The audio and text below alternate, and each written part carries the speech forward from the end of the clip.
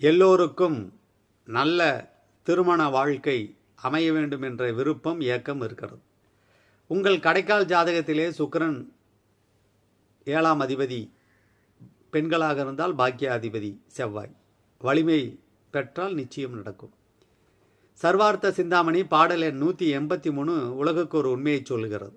யாருக்கு நல்ல மனவாழ்க்கை அமையும் அப்படிங்கிறது. அப்போ அமையல் அப்படின்னா வருவதை ஏற்றுக்கொள்வதும் வந்ததை தாங்கிக் கொள்வதும் தான் எளிய பரிகாரம். தாரனும் சுபரே கூட சுபர் அதை தாவி பார்க்க வீரமாய் சுபகோல் தங்கள் மத்தியாய் நல்லதாரம் பாரமாம் கர்மநாதன் பலாட்டியாய் தாரநாதன் காரகன் சுபாம்சமாகில் களத்திரம் நல்லதாமே. என்ன அர்த்தம்னு கேட்டிங்கன்னா, ஏழுக்குடையவன் சுபகிரகங்களுடன் சேர்ந்திருந்தாலும் சுபகிரகங்களால் பார்க்கப்பட்டாலும் சுபகிரகங்களுக்கு இடையில் இருந்தாலும் அந்த ஜாதகனுக்கு குணவதியான மனைவி அல்லது கணவன் வருவாங்க.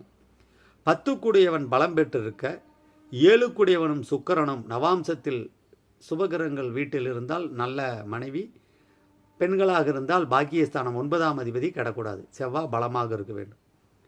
இப்படி இருக்கிற நல்ல நிலையில் இருக்கிற அந்த கிரகங்களுடைய திசை திருமண காலத்தில் வந்துவிட்டால் அற்புதம் நிகழ்ந்தே தீரும். அப்படி இல்லாட்டியும் அந்த காலகட்டத்தில் அமைகிற கணவனோ மனைவியோ அன்பை குற்றால அருவியை போல நம்மீது பொழிவார்கள் வற்றாமல்.